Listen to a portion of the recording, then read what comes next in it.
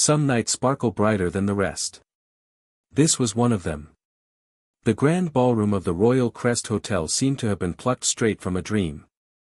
Golden light spilled from towering crystal chandeliers, casting a warm glow over polished marble floors that reflected each shimmer like ripples in water. The air was alive with the clinking of champagne glasses and the soft hum of violins playing in the corner. The city's elite floated effortlessly between silk-draped tables, their laughter mingling with the music, their gowns and tuxedos worth more than the average person's yearly salary. Every detail, from the towering floral arrangements to the ice sculpture glistening in the center of the room, was designed to remind those in attendance of one thing: here, wealth was the language everyone spoke. Almost everyone.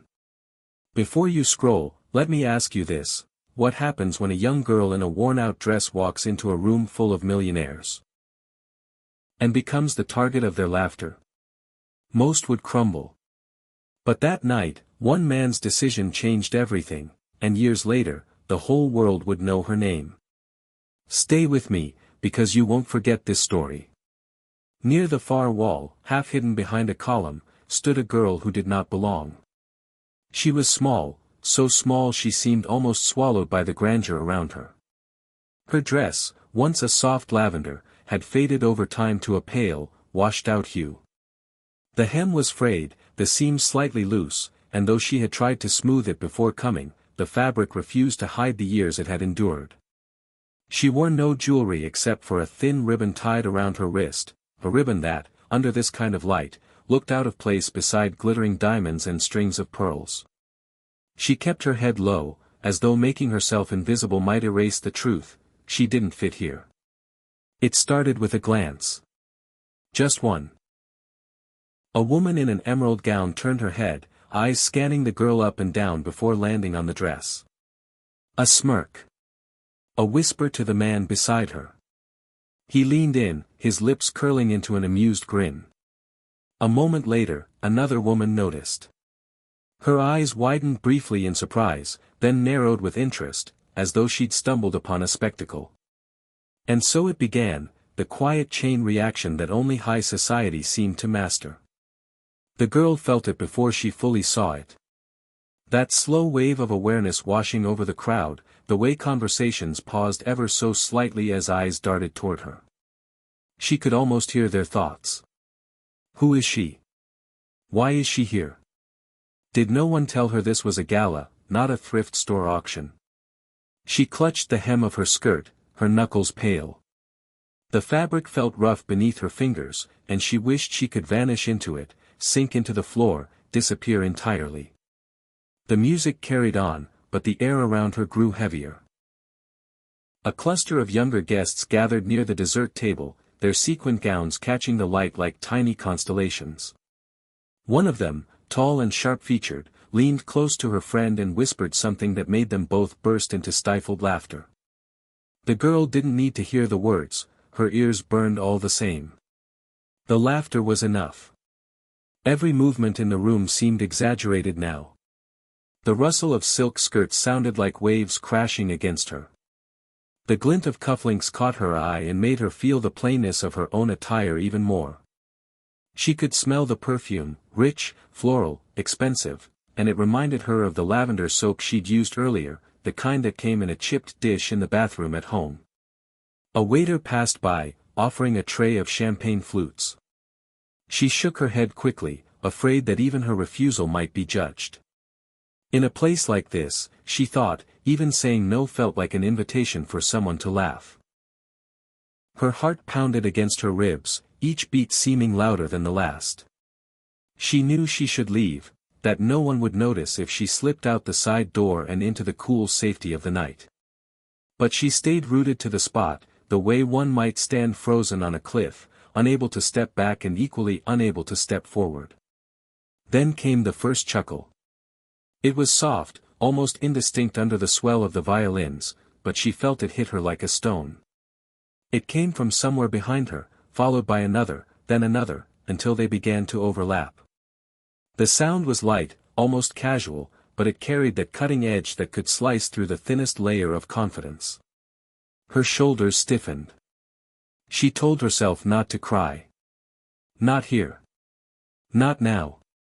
She tried to focus on something else, the golden light above, the rhythmic sway of the dancers, but the laughter lingered like a cruel melody she couldn't shut out. She thought of the hours she'd spent getting ready, the careful braiding of her hair, the way she'd smoothed her dress again and again before leaving the house. She had told herself it would be enough. That maybe no one would notice. She was wrong. And then, the feeling of being watched shifted. It was no longer the prickling heat of judgment, it was something different. Warmer. Steadier. Somewhere across the room, someone's gaze had fixed on her. She lifted her head slightly, following the invisible pull until her eyes found him. A tall man sat at one of the front tables, his posture straight but relaxed. He was dressed in a perfectly tailored black suit, his silver cufflinks catching the chandelier's light with every subtle movement. His expression was calm, unreadable, yet there was something in the way he looked at her, something that made her heartbeat slow just a little. He didn't glance away when their eyes met. He didn't smirk, didn't whisper. He simply looked, as though he saw her in a way no one else in the room bothered to. She didn't know who he was yet. Not his name, not his title. But she could tell he wasn't laughing. And in that moment, though she didn't understand why, the air seemed to shift. The first whispers had been like the faint rustle of wind through leaves, easy to ignore if you tried hard enough. But now, they grew louder, heavier, carrying a different weight. The girl could feel them pressing against her from all sides, sharp little barbs wrapped in silk. A cluster of women near the center of the room caught her attention. They were the sort of women who seemed born for evenings like this, tall, poised, with gowns that flowed as if the very fabric understood it was gracing perfection. Their hair was flawless, each curl and pin an intentional statement, and diamonds winked at the world from their necks and wrists. One of them, a brunette with a neckline that plunged just far enough to suggest confidence but not scandal, leaned in toward her friends. Her lips moved in quick, precise motions, the kind that made the corners of her companions' mouths twitch before they gave in entirely to the temptation of laughter. The brunette's eyes flicked toward the girl, assessing her in the same way someone might size up an item they had no intention of buying, more out of curiosity than consideration. The girl's cheeks flamed. It wasn't just embarrassment, it was the raw awareness that she had become the center of a private joke. Her fingers curled inward, twisting together until her knuckles ached. She tried to steady her breathing, but the air felt heavier with every second, as though the walls themselves had joined in the quiet ridicule. From the other side of the ballroom, the tall man she'd noticed earlier remained still. His table was surrounded by the city's most influential men and women, yet his attention never wavered from her. His black suit fit him perfectly, as though it had been tailored not just for his frame but for the quiet authority he carried. The silver cufflinks at his wrists caught the light each time he shifted his hand, subtle flashes of brilliance that hinted at wealth without the need for ostentation. But it was his gaze that unsettled her most. It wasn't the gaze of a man judging her attire or mocking her presence. There was something steadier, something she couldn't quite name, like recognition mixed with the faint trace of memory. She found herself glancing away quickly, as though looking at him too long might draw the wrong kind of attention. The laughter at the center table swelled. One of the women, shorter than the others but with an expression that could slice through glass, pointed in her direction. She didn't even try to hide it. Her lips shaped words the girl couldn't quite hear, but the reaction was instant. The rest of the group burst into open laughter, some covering their mouths delicately, others not bothering at all. It was the kind of laughter that didn't need volume to wound. It was controlled, practiced, a soundless insult delivered with the precision of a dagger. The girl's eyes dropped to the floor. The marble tiles seemed colder now beneath her feet, the intricate patterns blurring as her vision prickled with the threat of tears. She swallowed hard, willing herself not to break. This wasn't the first time she'd been made to feel small, but here, under the weight of glittering chandeliers and unblinking stares, it felt magnified, like a spotlight had been turned on her flaws for the entire room to enjoy. From somewhere nearby, the string quartet's melody swelled.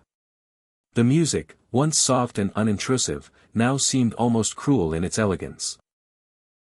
The violins sang while her heart pounded a drumbeat of shame. Each note seemed to echo the laughter in her ears, blending into a single, merciless soundtrack. She forced herself to glance up again, if only to remind herself that she still existed beyond their whispers. And there he was, the man in the tailored suit, still watching. His expression hadn't changed. No smile. No pity. Just that same steady gaze, like he was trying to read something written on her face. But she didn't have the courage to hold his eyes for long. A sudden burst of movement caught her attention. The brunette from earlier had risen from her seat and begun to drift toward the dance floor. Her companions followed, their gowns flowing like liquid jewels as they moved. She caught a few of their words as they passed. "Bless her heart," one murmured, in that tone that disguised cruelty as kindness. Another chuckled softly, shaking her head as though she had witnessed something too pitiful to fully comprehend. The girl's stomach twisted. She wanted to believe she could ignore them, that she could stand there untouched by their pettiness, but the truth pressed against her ribs. Every laugh, every whisper, was a reminder that she did not belong. And yet, a part of her refused to leave. Maybe it was pride. Maybe it was the stubborn belief that walking away would mean surrendering entirely to their judgment. Or maybe, just maybe, it was the presence of that man across the room, the one who hadn't joined in the laughter, whose gaze seemed to anchor her in place even as the rest of the room tried to push her out. The music shifted again, signaling the next dance. Around her, couples began to pair off, moving toward the center of the floor. The energy in the room swirled with anticipation, but for her, it only tightened the knot in her chest. She knew what was coming, the unspoken reminder that she had no place here, not even in the simple joy of a dance. And through it all, the laughter lingered. Not loud, but constant. Like a shadow that followed her no matter how still she stood. The strings swelled as the musicians began another waltz. Couples drifted toward the center of the marble floor, their movements practiced and graceful, as though the music had been written just for them. Sequined gowns shimmered with each step, and polished shoes glided without hesitation. Laughter rose again, softer this time, woven into the rhythm of the evening. But for her, it was the sound of a closing door.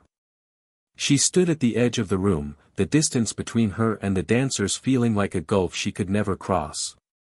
The humiliation from moments earlier still burned under her skin, each chuckle replaying in her head like a cruel refrain. She knew if she stayed a moment longer, the night would only get worse.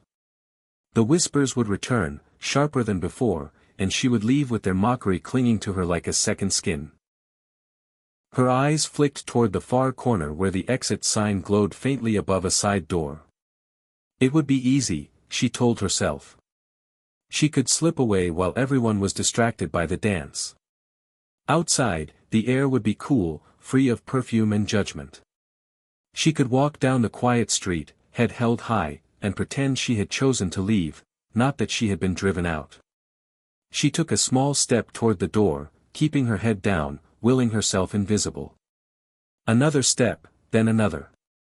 The music swirled around her, but her focus was fixed on the polished brass handle ahead. And then, she stopped. A shadow crossed her path, blocking the faint glow from the exit sign. It wasn't the harsh silhouette of a laughing guest or the swaying figure of an intoxicated dancer. This shadow was still, deliberate. She looked up. The man from across the room stood before her. Up close, he seemed even taller, the cut of his suit sharper, the silver of his cufflinks gleaming under the chandelier's light. His face was unreadable, though there was no hint of mockery in his expression, only something steady, something that made the air between them feel heavier. The crowd's chatter softened, though the music played on. It was as if the room had drawn a breath and held it. For a moment, she couldn't speak. She had no idea why he was standing there, no idea why he had crossed the room to intercept her when she had been so careful to keep to herself. He took one step closer, closing the gap between them to a single pace. The scent of cedar and faint cologne reached her, subtle, not overpowering. His gaze held hers, not with the cold detachment of the other guests, but with a strange, quiet certainty. Then he extended his hand. It was a simple gesture, yet it seemed to ripple through the room like a stone dropped into still water. Conversations faltered. Movements slowed. Those nearest to them glanced over, then quickly elbowed their companions, drawing more eyes to the scene. "May I have this dance?" The words were calm, unhurried, and clear enough to be heard even over the waltz. They did not carry the tone of a man offering charity, nor of someone making a spectacle. His voice was steady, almost formal, as if the question was the most natural thing in the world.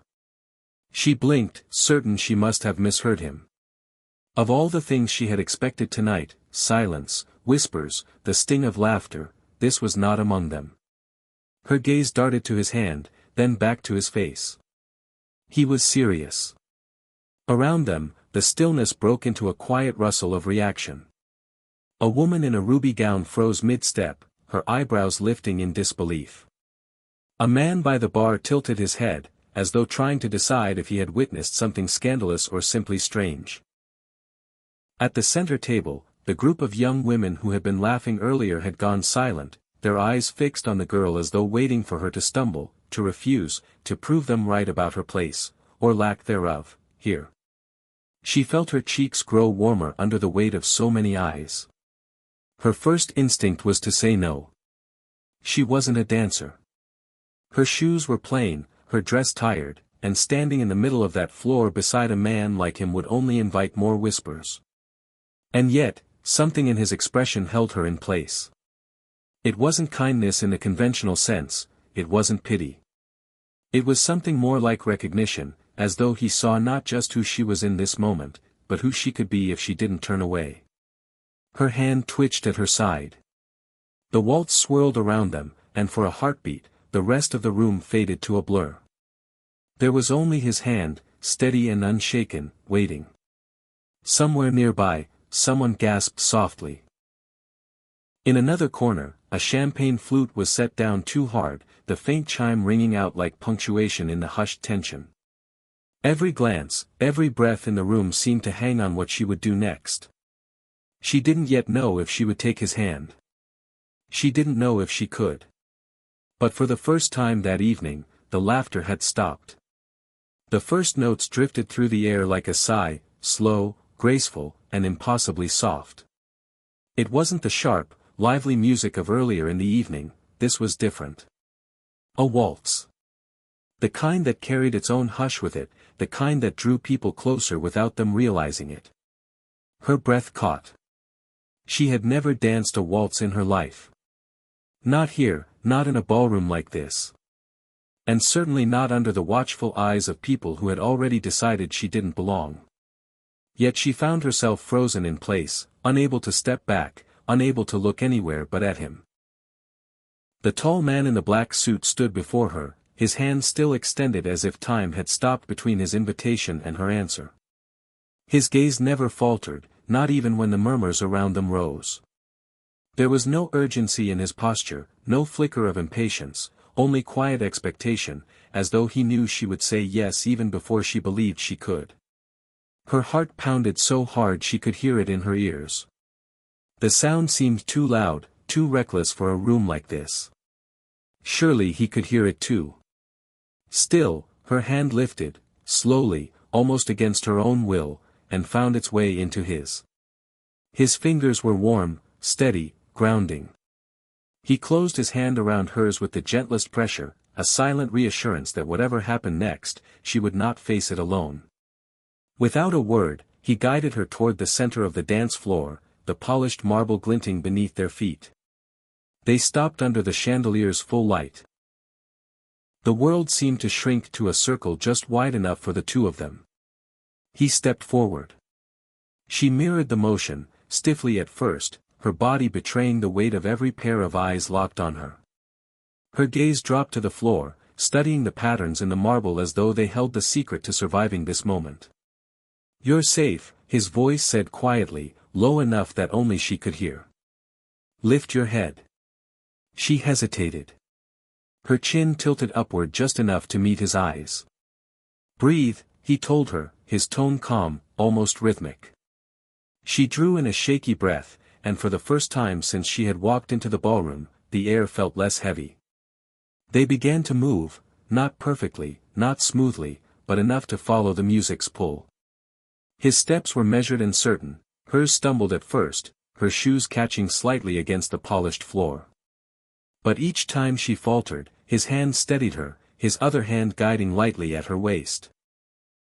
"You're doing fine," he murmured, and something about the certainty in his voice made her believe it. Bit by bit, her shoulders loosened. The music wove itself around them, and the chatter of the crowd faded into something distant, like the hum of a faraway street. Her feet began to find the rhythm on their own. She stopped counting the beats. It was only then that she noticed the change in the air. The sharp, mocking whispers that had filled the night began to soften, replaced by something quieter. Curious murmurs. A shift in tone. It wasn't pity. Not anymore. It was surprise. Heads tilted. Eyes widened. The same people who had smirked at her dress were now watching with something closer to respect.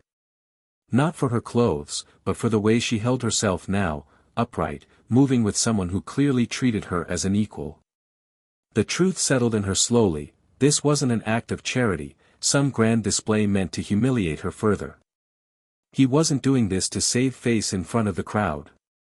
He was dancing with her because he wanted to, because, for these few minutes, she was simply a partner, not a girl in a faded dress. Her feet glided more easily now. She risked a small smile, and it didn't feel out of place. For a moment, the ballroom faded entirely.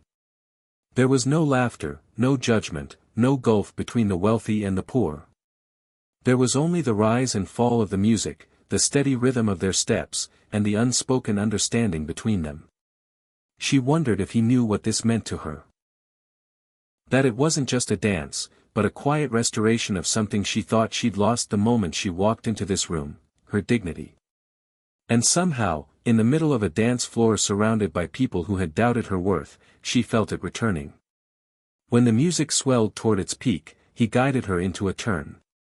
The chandelier's light caught in her hair, and for a heartbeat, it felt as though the entire room was holding its breath. This wasn't a rescue. This was a statement. And everyone watching knew it. The music wrapped around them like a ribbon, pulling them in slow circles across the polished marble floor. To the onlookers, it was a waltz between a powerful man and a timid girl, an unexpected pairing that had silenced the mockery in the room. But for him, Alexander Morgan, it was more than a dance. It was a mirror. With every step, every gentle turn, he felt the years peeling away. The ballroom around him blurred, its chandeliers dissolving into the dim, flickering lights of a different room, a school gymnasium, decades earlier. He was 13 again. The smell of varnished wooden floors and the faint tang of punch hung in the air. The decorations had been paper streamers taped haphazardly to the walls, drooping slightly from the weight of the humid air. A disco ball spun lazily overhead, scattering fractured light that caught on the scuffed sneakers and shiny patent shoes of his classmates. It was the winter formal, a night every student had been buzzing about for weeks. Alexander had tried to prepare. His mother had done her best, pressing his one good shirt until the creases were sharp and finding a second-hand suit from the thrift store down the road.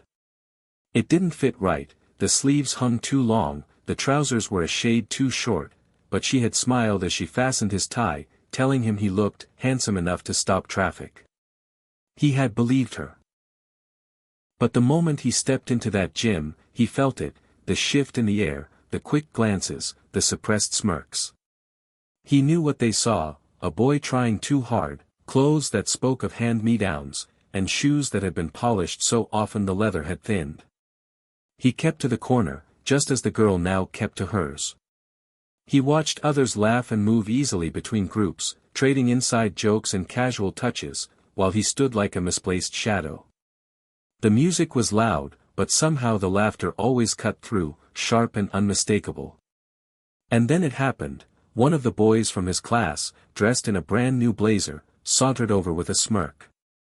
He looked Alexander up and down and said loudly enough for the nearest crowd to hear, "Nice suit. Did your grandpa donate it?" Laughter erupted instantly. It was the kind of laughter that dug under your skin and stayed there. He'd smiled weakly, muttered something, and turned away, but the sound followed him, ringing in his ears long after the dance had ended. He didn't stay until the end. He'd slipped out a side door, the cold winter air biting at his face as he made the long walk home under the dim glow of street lamps. That night, he'd promised himself something: never again. Never again would he stand there powerless while others laughed. Never again would he let their voices define his worth. And now, decades later, here he was, standing in the center of a grand ballroom, holding the hand of a young girl whose eyes carried the same weight he'd felt that night. The same quiet desperation to remain composed when all you wanted to do was vanish. The music pulled him back into the present. He looked down at her. She moved tentatively, her steps unsure, as though afraid one wrong motion would give the crowd more reason to laugh. But her chin was lifted now, just slightly. There was something in her posture. A fight, however small, that he recognized instantly. His chest tightened. He had spent his life building walls, walls of success, walls of wealth, walls of influence. They had kept the jeers and judgments at bay, but they had also kept the memory of that boy alive inside him, the one who knew exactly how it felt to be exposed in front of an unkind audience. And now, looking at her, that memory was no longer a ghost, it was standing right in front of him. He thought of walking away, of simply giving her this one dance and leaving it at that. But he knew better. He knew the taste of that humiliation, how it lingered for years, shaping the way you saw yourself. And he knew he couldn't let her carry it alone.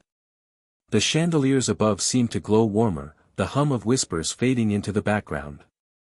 Around them, the room had gone strangely still, not out of politeness, but out of curiosity. The same people who had mocked her now leaned forward, watching, wondering what they were seeing. His eyes met hers for just a second longer, and he saw the question there, not why he'd asked her to dance, but what it meant. Something inside him hardened with resolve. This night, this moment, would not end the way his had. The last note of the waltz hung in the air like a final breath before silence. The violins faded, the murmurs of the crowd seemed to dissolve, and for a moment the world existed only in the stillness between two heartbeats. The girl stood frozen in the circle of the CEO's arm, her chest rising and falling in quick, shallow breaths. She had not expected the dance to last this long, nor for it to end this way, with every pair of eyes in the ballroom fixed upon her. The CEO didn't let her retreat. Instead, with a quiet certainty, he guided her forward, step by step, until they stood in the exact center of the gleaming marble floor. The chandeliers above seemed brighter here, casting their golden light over them like a spotlight. Her instinct was to shrink, to hide, but his presence beside her was a steadying force. When he released her hand, she thought, for the briefest moment, that he might simply bow and escort her away. But instead, he turned, not to her, but to them. The crowd. He stood tall, his shoulders squared, the elegance of his suit lending an unshakable authority to his frame. His eyes swept slowly over the room, pausing just long enough to meet the gazes of those who had been the loudest in their laughter. When he finally spoke, his voice was not loud, but it carried. It had that rare quality that made people lean forward to listen, each word deliberate, each pause intentional. "Ladies and gentlemen," he began, his tone even but weighted with purpose, "it has come to my attention that some of us have forgotten what truly matters." A ripple of unease moved through the room. Conversations that had begun to stir after the music ended now died completely. The only sound was the faint clink of a glass somewhere at the back, quickly silenced. He continued, "Tonight is meant to be a celebration. A gathering not only of influence, but of generosity. Yet I've watched something else unfold, something far less worthy of the beauty and grandeur we stand in." The girl felt the heat of every glance shift between him and her. Her pulse thundered in her ears, but she couldn't look away. "I've heard whispers," he said, "and seen the laughter meant to belittle rather than uplift. And I cannot stand by and pretend that is who we are, or who we should be." He let the words hang there, the quiet stretching long enough for discomfort to settle into the room like an unwelcome guest. The woman in the emerald gown shifted in her seat, eyes darting anywhere but toward him. Others fidgeted with their glasses, their napkins, their hair, anything to avoid meeting his gaze. He took a step forward. "Wealth," he said slowly, "is not measured by the clothes we wear, nor by the diamonds around our necks, nor even by the accounts we keep hidden away in banks. True wealth is measured by the kindness in our hearts and the dignity with which we treat one another." The word struck like a hammer against the thin glass of the room's pretense. The girl felt something stir in her chest, a strange, unfamiliar warmth pushing against the cold humiliation she had carried all evening. The CEO's voice softened, but it did not lose its weight. "If you cannot recognize grace and courage in a girl who stands here, despite ridicule, then perhaps you have mistaken the meaning of the word elite." A hush blanketed the room. Even the waiters stood still at the edges of the hall, their trays held motionless as though afraid to disturb the air. The girl could see it now, the shift in their faces. The tightness around their eyes, the faint tremor in their composure. For some, shame. For others, the beginnings of understanding. He turned slightly, his gaze falling on her once more. There was no pity in his eyes, only a steady assurance, as if to say, "You are not alone in this." Then, without warning, the sound began. It was soft at first, just a single pair of hands meeting in the stillness. Then another. And another.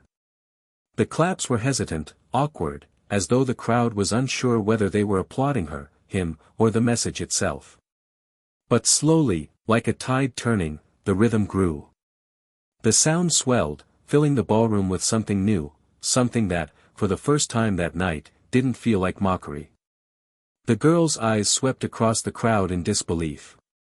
Those same faces that had moments ago worn smirks were now lit with something different. A few were smiling, not in that cold, cruel way from before, but softly, almost apologetically. The applause built into something undeniable, echoing off the marble floors and gilded walls until it seemed to vibrate in her bones. She stood very still, unsure if moving would break the spell. The sound washed over her, warm where the laughter had been cold, and for the first time that evening, she let herself take a full, unguarded breath. The CEO inclined his head toward her, a quiet signal that the moment was hers now, if she wanted it. And though her hands trembled, she found herself lifting her chin, not much, just enough to meet the eyes of those around her. It wasn't forgiveness she saw there, not yet. But it was something. And in that moment, it was enough. The applause continued, steady and strong, until even those who had been most reluctant joined in, their resistance drowned out by the collective swell. And though she didn't know it yet, this was the night the story of her life would change forever. Time has a way of softening the edges of pain, but some nights never fade. For her, the memory of the gala remained as clear as the sound of the violins that had played that evening. She could still see the marble floor beneath her trembling feet, still feel the weight of the stairs, still hear the cruel laughter echoing in the corners of her mind. But alongside that memory, another had taken root, the moment when a man in a black suit and silver cufflinks stood up. That single act became the first chapter of a new life. In the weeks that followed, she discovered his name. People whispered it with a kind of reverence reserved for those who seemed untouchable in both wealth and influence. But he wasn't untouchable, not to her. After that night, he reached out. Not with grand displays or public gestures, but with quiet, deliberate actions. He asked about her dreams. He listened when she spoke of wanting to finish her education, of the books she'd read under the dim light of a single lamp, of the hope she carried like a fragile flame. He didn't just listen, he acted. A scholarship arrived first, accompanied by a letter written in a hand both strong and elegant. For the pursuit of knowledge, it read, and the courage to stand tall. That was how it began. From there, her world expanded. She studied with a hunger that surprised even her, moving through lessons and lectures with the same determination she had once used just to survive a cruel world. He was never far, sometimes offering advice, other times simply watching from the edges as she learned to navigate her own path. His support was not a ladder he placed beneath her feet, it was the belief that she could climb on her own. Years passed. The timid girl in the faded lavender dress began to fade as well, replaced by a young woman who carried herself differently. Her shoulders no longer curved inward to hide from the world, her voice no longer faltered when speaking her thoughts. She found her place in rooms that had once made her feel small, not because she had changed to suit them, but because she had grown beyond the need for their approval. With every success, she remembered the feeling of being overlooked. With every opportunity, she remembered those who had never been given one. And slowly, she began to shape her life not just around her own ambitions, but around lifting others who stood where she had once stood, in the shadows, unseen, unheard. Years later, the Royal Crest Hotel was once again lit in gold. The chandeliers sparkled, the music drifted through the air, and the city's finest filled the ballroom. But this time, she did not stand against the wall. This time, she was the reason they had all gathered. She stood on the stage at the far end of the room, the lights above her warm against her skin. The crowd below was a sea of color. Jewel-toned gowns, sleek tuxedos, and curious faces turned toward her. At the front table, in the very seat where he had once watched her from across a crowded room, sat the man who had changed everything. His hair was touched with silver now, but his presence was as steady as it had been all those years ago. The charity they were here to support was her creation, an organization dedicated to providing mentorship, education, and opportunities to those who had been overlooked by society. It had grown from a simple idea into something far greater, touching lives across the city.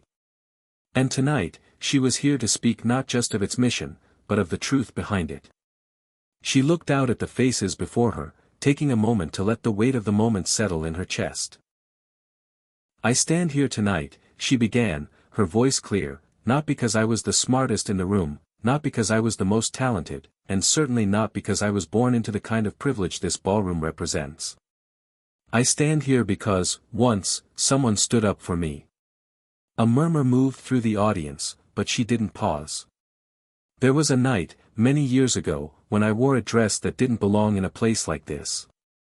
I remember the way people looked at me, like I had wandered into a story that wasn't mine to tell. I remember the whispers, the laughter, the way I wanted to disappear." She smiled faintly, though her eyes softened with the memory. "But I also remember a man who decided that was the night I should be seen.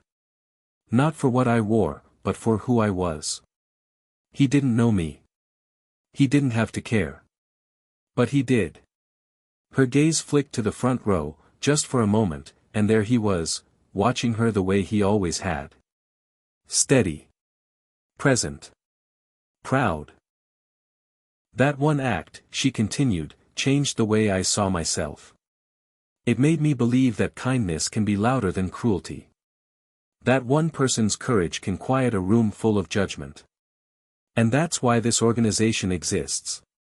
Because I believe we can all be that person for someone else." The room was silent now, not the tense silence of judgment, but the stillness that comes when every ear is tuned to the same truth. She let the moment breathe before she spoke her final words. "One act of courage can change everything." Her voice was soft, but it carried. She didn't need to shout. The truth in her words was louder than anything the violins could play. For a heartbeat, she held his gaze across the distance. It was the same silent exchange they had shared on the dance floor so long ago, only this time, she was not the girl who needed saving. She was the woman who had learned how to save others. And in that single glance, they both knew. The story that began with humiliation had ended in triumph. If this story moved you, imagine how many lives could change if more people chose kindness over judgment. Share this video so others can see the power of one courageous act, and if you want more inspiring millionaire stories, subscribe now, because the next one might just change the way you see the world.